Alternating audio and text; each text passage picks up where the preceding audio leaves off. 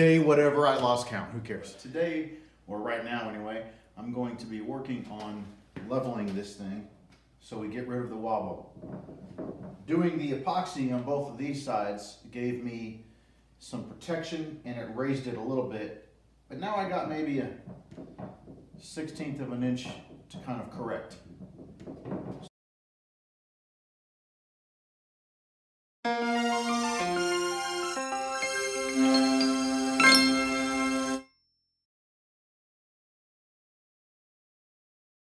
Have fun storming the castle. So here we go.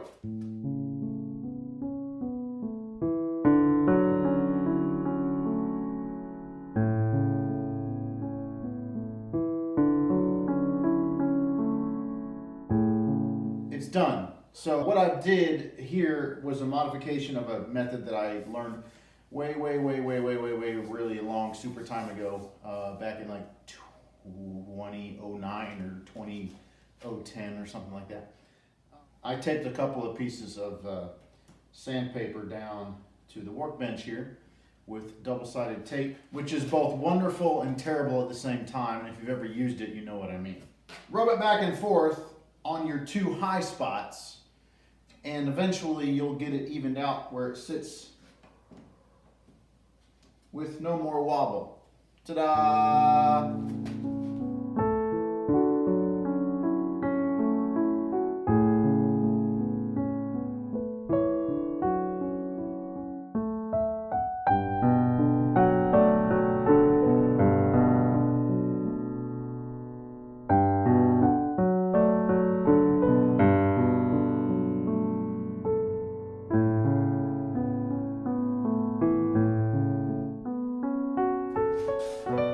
To decide which finish to use.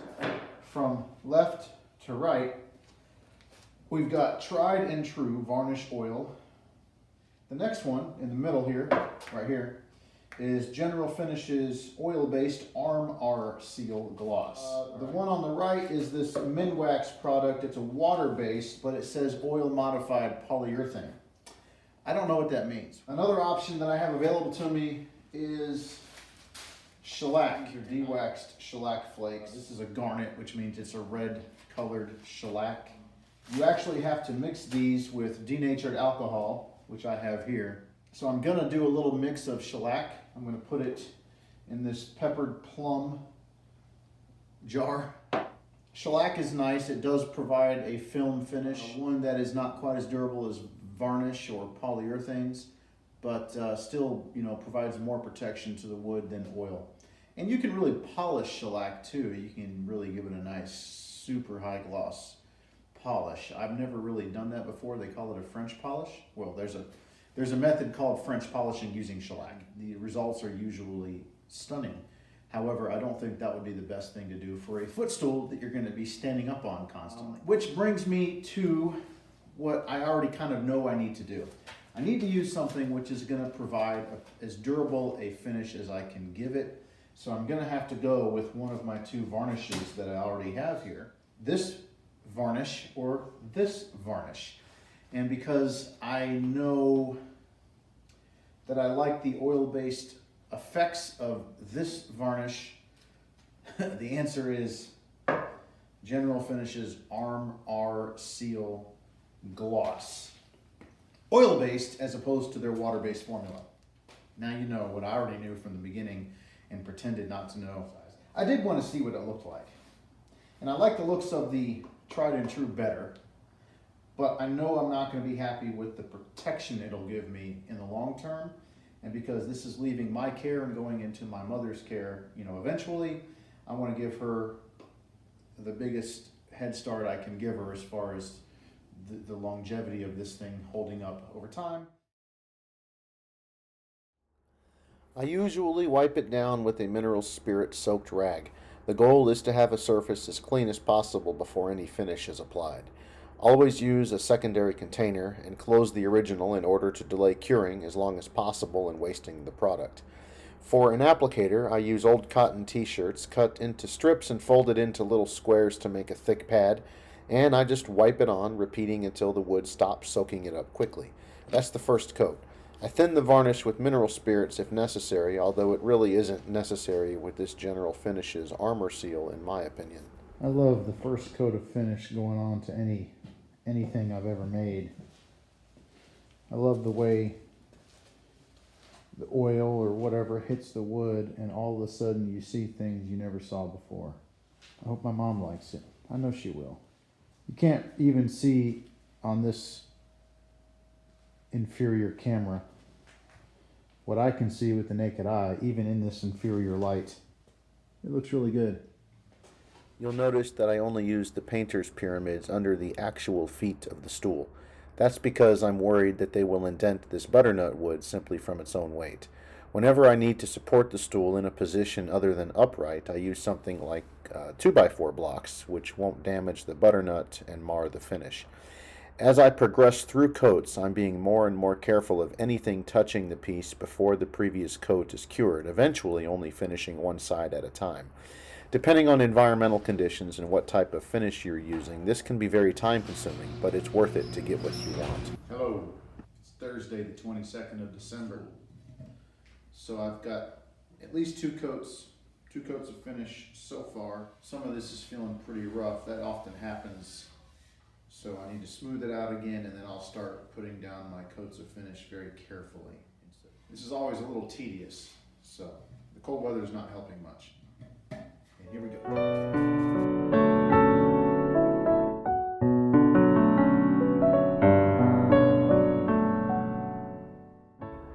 Here Frank is sanding the edges and curves with a small strip of sandpaper just to knock back the rough stuff a bit. And then Frank, why am I talking in the third person? Anyway, after a couple of coats where I'm basically trying to get as much finish applied as possible while the wood is thirsty, so to speak, which might be more than two, by the way, you're left with a fairly rough surface. This is when I like to lightly sand it smooth again, using at least a grit higher than the last time I sanded the bare wood. Then I will vacuum and wipe it down with mineral spirits to prepare for the finish coats. Well, it is almost done. I'm reaching that stage where I'm just waiting for the project to tell me it's finished.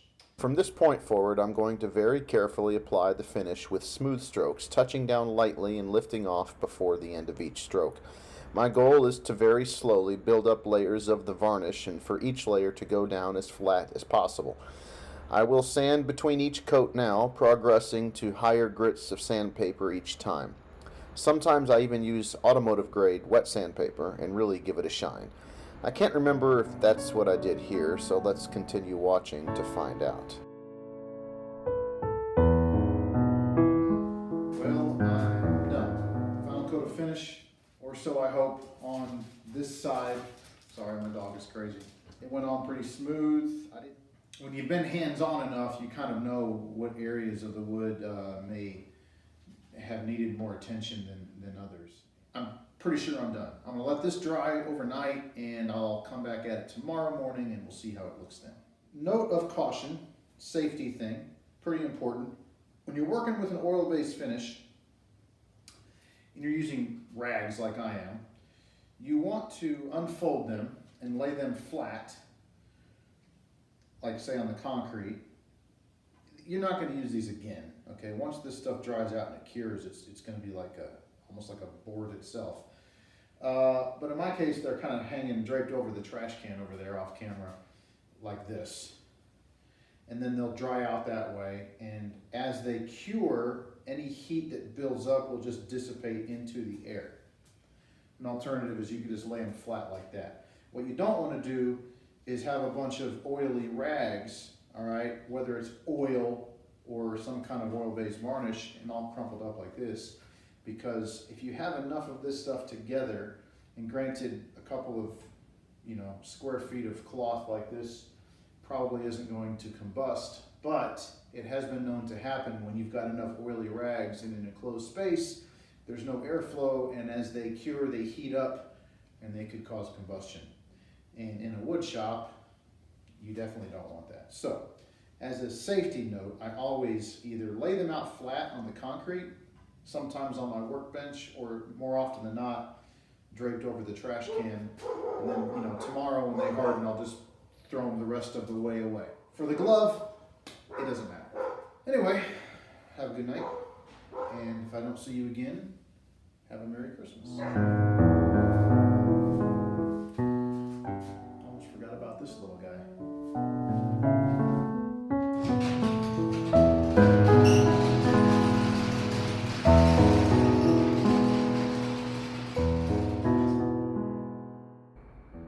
No, your eyes are not deceiving you. The camera actually is level. It's the house's foundations shifted and the whole house tilted a few degrees overnight. But it's not that big of a deal. I'll fix it in a minute.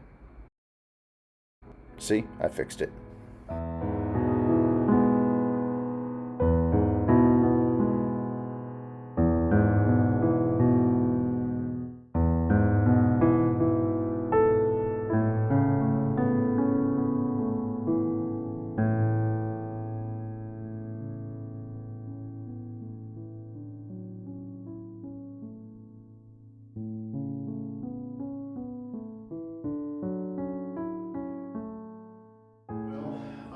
Let's say that it's done. I'm still waiting for it to tell me officially that the finishing process is finished.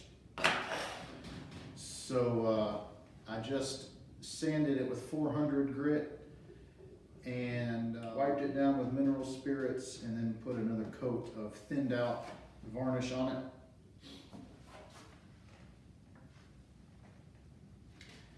And I hope this is all I need to do, just because I want it to be finished. It's looking good though, it's looking good. Texture's a really big deal to me, and I don't like rough spots, rough textures on certain things. I know this is gonna get used by someone standing on it constantly, which means that this part at least is not going to, fare very well, but I want it to look good when it arrives. And then, it can look abused later on. The idea here is that every time I sand, I'm going to use a higher grit. I'm basically polishing. There's a method that I've never actually used before, similar to wet sanding, where you take sandpaper that is of a relatively high grit and you actually drop some finish, some varnish on it, on the project, and then you kind of buff it with the sandpaper. I've never done that before, but that might be something to try. I probably have some of the details wrong. I need to find out where I first heard of that technique and then make sure I get it right before I attempt to do it on my own. Yeah, we're in the final finishing stages, and hopefully that is it. We'll find out when this dries later on tonight or tomorrow when I have time to check it again. It's December 23rd, so again, if I don't see you guys in another segment, Merry Christmas, Happy New Year, and